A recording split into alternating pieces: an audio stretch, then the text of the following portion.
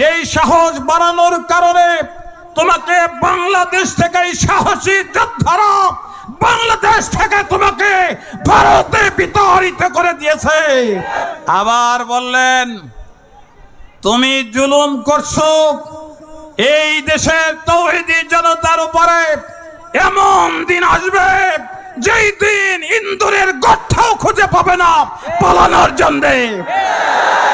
যেই সংগ্রামে শহীদ হয়েছিলেন শাহ সুলতান মাহেশ্বরী খাজা মাইনুদ্দিন চিশতি আজমিরি রহমাতুল্লাহ আলাইহি, তারা আল্লাহর কোরআন বুকে দিয়ে আল্লাহর জমিনে ঝাঁপিয়ে পড়েছিলেন।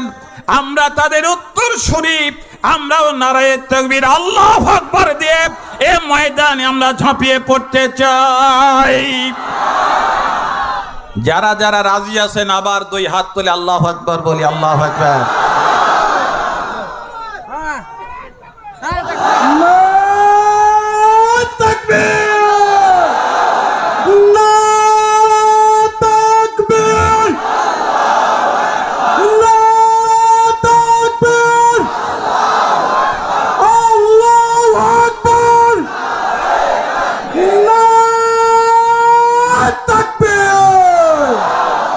আমার ভাইয়েরা, আল্লাহর সাহায্য তখনই আসবে যখন আল্লাহর গোলামেরা জীবন দিতে শিখবে। আমরা জীবন দিতে কি রাজি আছি? আমরা কি আল্লাহর জন্য জীবন দিতে রাজি আছি? কারা কারা জীবন দিতে রাজি আছি? আল্লাহু আকবার বলি আর একবার আল্লাহু আকবার। আমার ভাইয়েরা হাত নামান, সময় খুব কম সময় কথা বলতে হবে, এই জন্য জোরে জোরে কথা বলতেছি, বুঝলেন?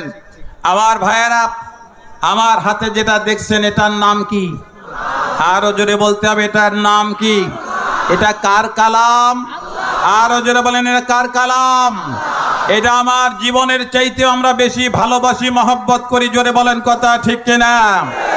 যদি আমি আমার জীবনের চাইতে কোরআনকে ভালো না বাসি, আল্লাহকে ভালো না বাসি, রাসূলুল্লাহকে যদি ভালো না বাসি, তাহলে আমি ইমানদার নয়, আমি হলাম কাপুরুষ, আমি হলাম মুনাফিক। মুনাফিকের জন্য আল্লাহ পাকের জাহান্নাম আল্লাহ হারাম করে দিয়েছেন। আল্লাহ তাদেরকে জাহান্নামের নিকৃষ্ট জায়গায় তাদেরকে আল্লাহ জায়গা করে দেবেন।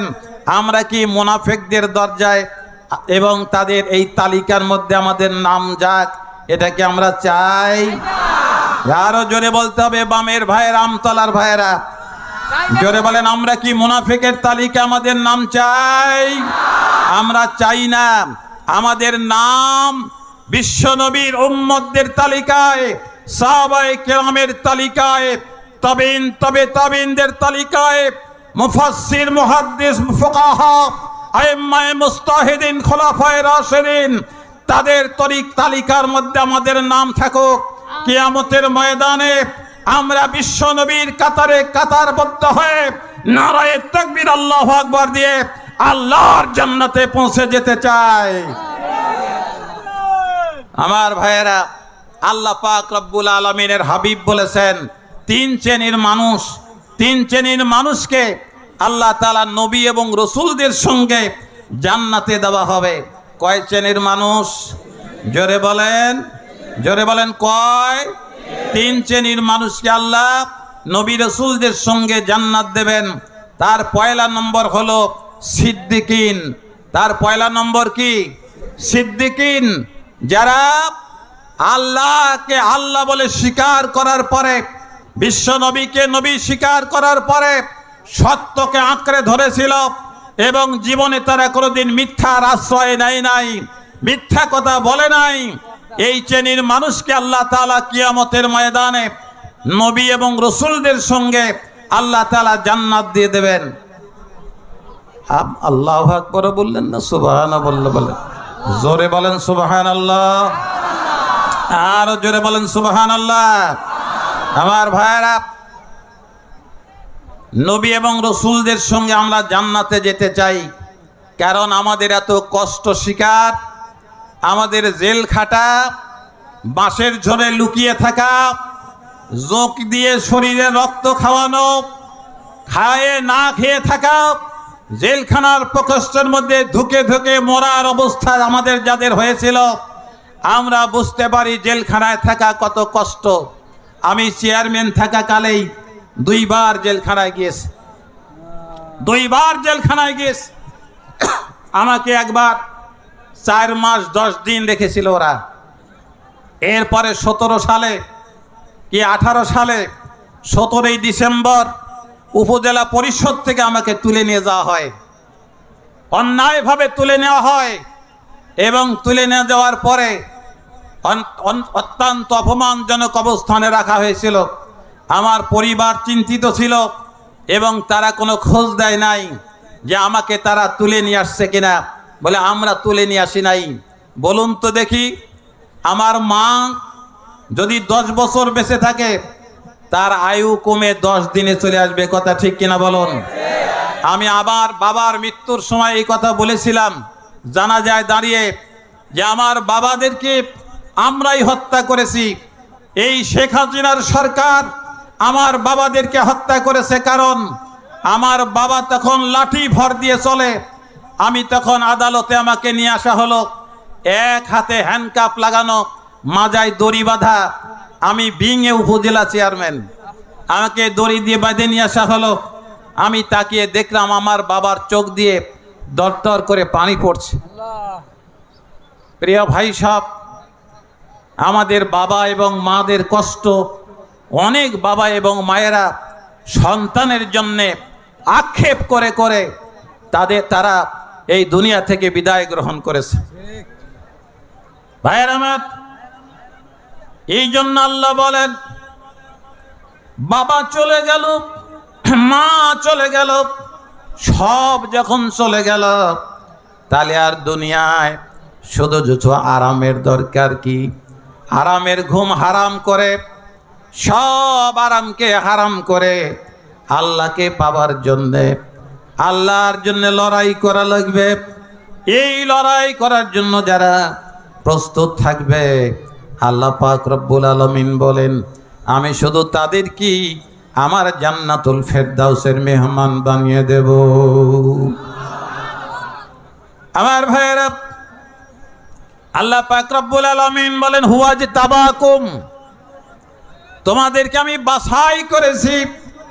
পাবনা জেলায় অনেক মানুষ, এই অনেক মানুষের মধ্যে থেকে সমাজশাহী মসজিদের উপরে আল্লাহ যাদেরকে বাছাই করেছেন, আল্লাহ যাদেরকে মনোনয়ন দান করেছেন, মনোনীত করেছেন, তারা ছাড়া কেউ আসতে পারে না। জোরে কথা বলেন, কথা ঠিক কিনা?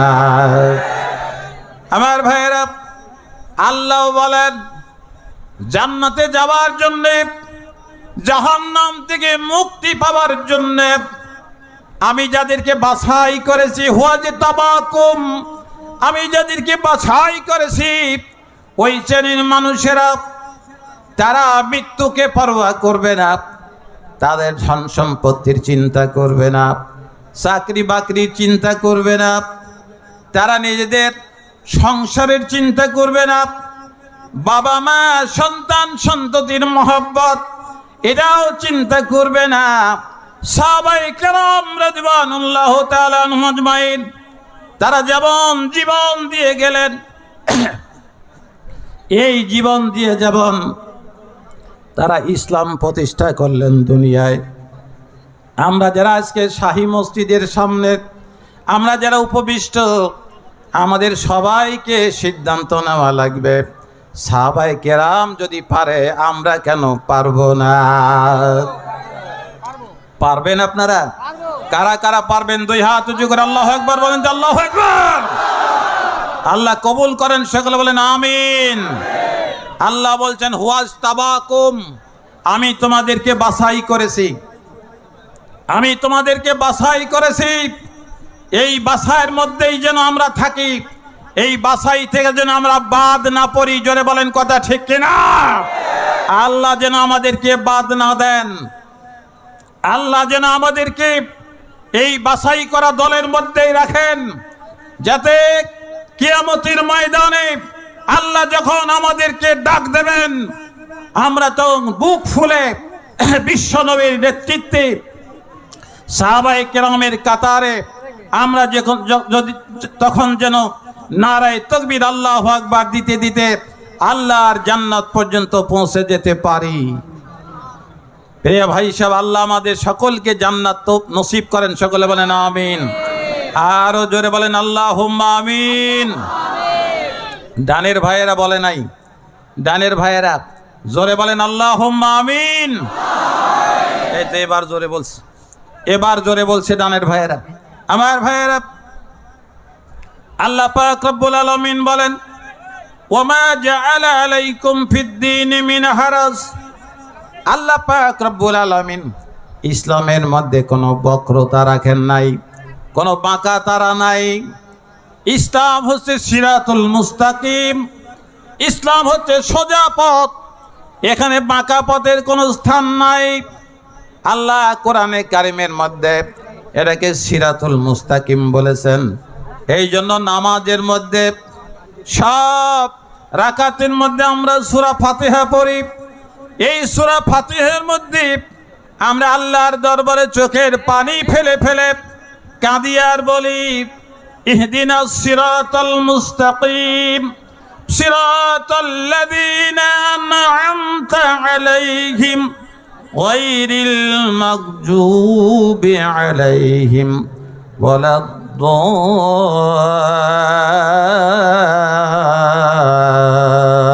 ওয়ালাদ-দাল্লিন। এ আমাদের রব, এ আমাদের মালিক, এ আমাদের খালিক আল্লাহ।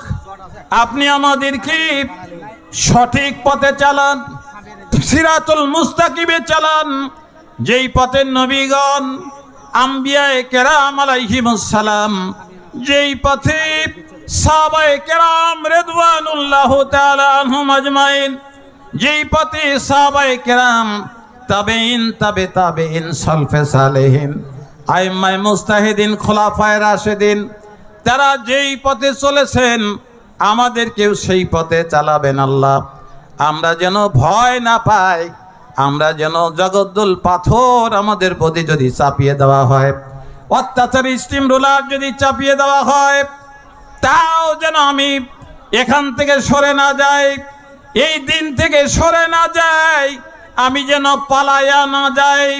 আল্লাহর জমিন থেকে যারা পালিয়ে যায়, যারা পৃষ্ঠ প্রদর্শন করে, আল্লাহ রসুল বলেছেন পৃষ্ঠ দেখানোর সঙ্গে সঙ্গে তার ইমানের খাতা থেকে তার নামটা কাটা পড়ে যায়। আমরা কি ইমানদারের খাতা থেকে নাম কাটা পড়ুক, এটা কি আমরা চাই? জোরে বলেন, এটা কি আমরা চাই? আমরা এটা চাই না, কারণ ইমানদার হয়ে বেঁচে থাকতে চাই।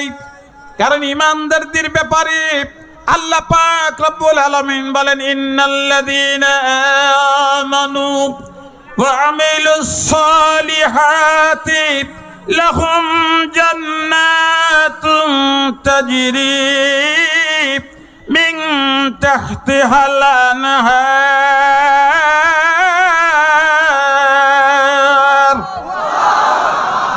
যালিকাল ফাউজুল কবীর।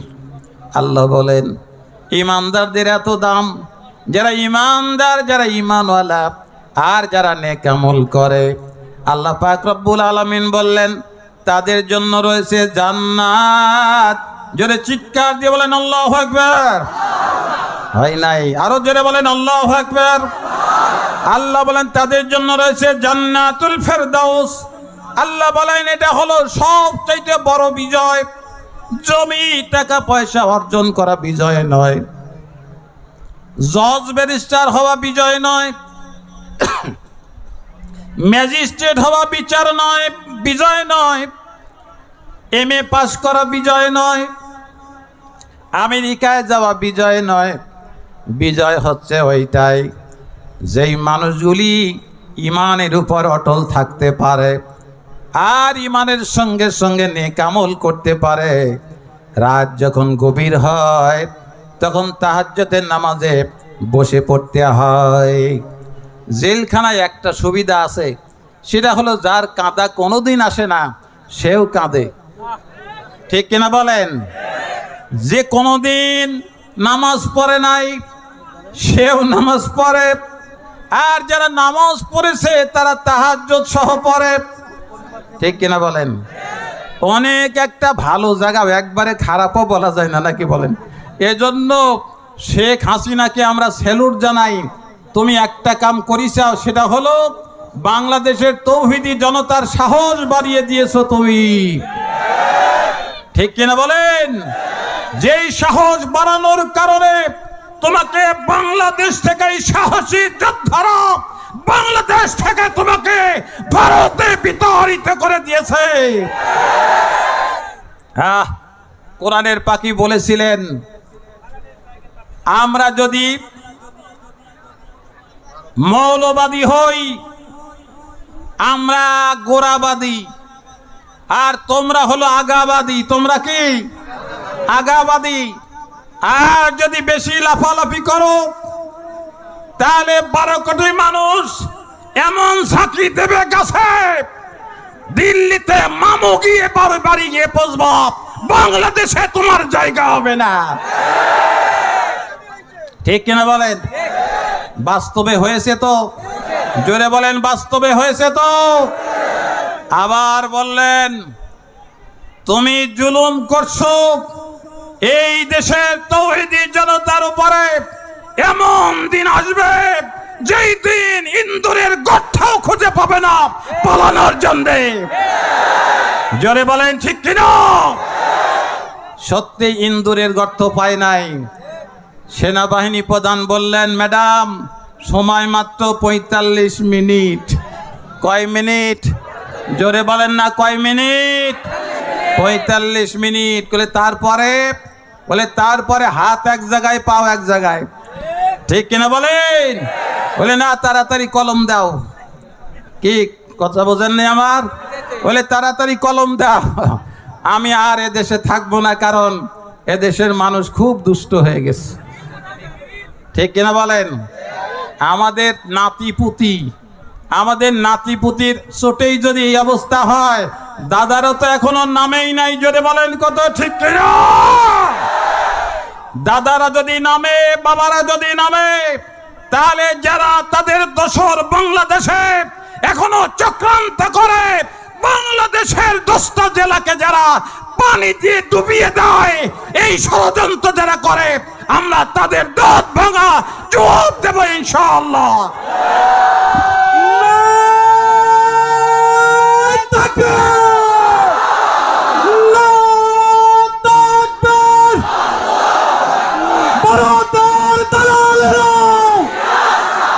হুশিয়ার সাবধান,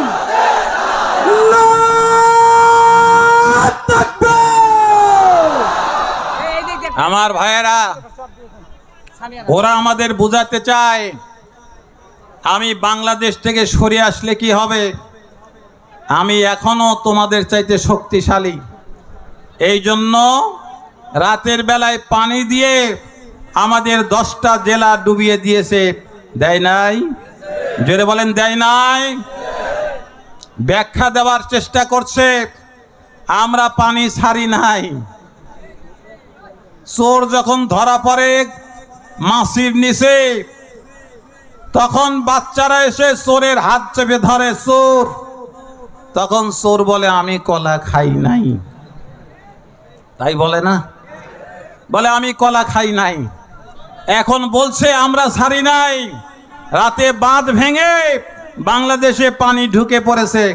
কিন্তু এই যে মেশিন দেখছেন না, এই মেশিন দিয়ে আমরা দেখেছি, ওরা নিজেরা হাত দিয়ে দিয়ে সুইচ গেটের গেট খুলে দিচ্ছে আমাদের ডুবে দেওয়ার জন্যে। আমাদেরকে বোকা ভাবার সুযোগ নাই, কারণ আমরাও বুঝি, কারণ বাংলাদেশের সঙ্গে ভারতের নদী কমিশনের বৈঠক হওয়া দরকার ছিল। জোরে বলেন কথা ঠিক কিনা? এবং বলা উচিত ছিল আমরা পানি ছাড়বো তোমাদের দেশে। আমরা পরামর্শ দিতাম, ফারাক্কায় কিছু ছাড়ো, তিস্তায় কিছু ছাড়ো, তারপরে আপনার অন্য জায়গায় ছাড়ো। এইটা ছাড়লে আমাদের দেশের অনেক মানুষ বেঁচে যেত। জোরে বলেন কথা ঠিক কিনা? আমাদের অনেক মানুষ মারা গেছে, বৃদ্ধ, শিশু, মহিলা, অনেক মানুষ, কয়েকশো মানুষ ইন্তেকাল করেছে এই বন্যার কারণে। আমি নিজে চোখে দেখেছি আপনার গরু গবাদি পশু পানির তরে ভেসে আপনার কোথায় চলে যাচ্ছে তার কোনো খবর নাই। আমাদের দেশের কৃষকরা সর্বশান্ত হয়েছে, একটু বলে নিলে কি অসুবিধা হতো? কিন্তু ওরা বলে নাই, কারণ ওরা শেখ হাসিনাকে তারার আপনার প্রতিশোধ একটু নিল। জোরে বলেন ঠিক কিনা?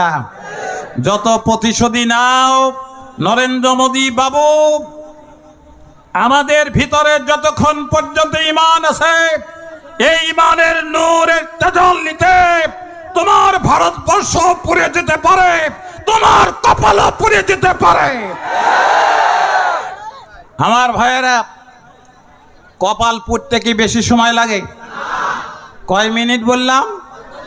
জোরে বলেন, কয় মিনিট? ও নরেন্দ্র মোদী, তোমার কপাল পুড়তে 45 মিনিটের কম সময় লাগতে পারে।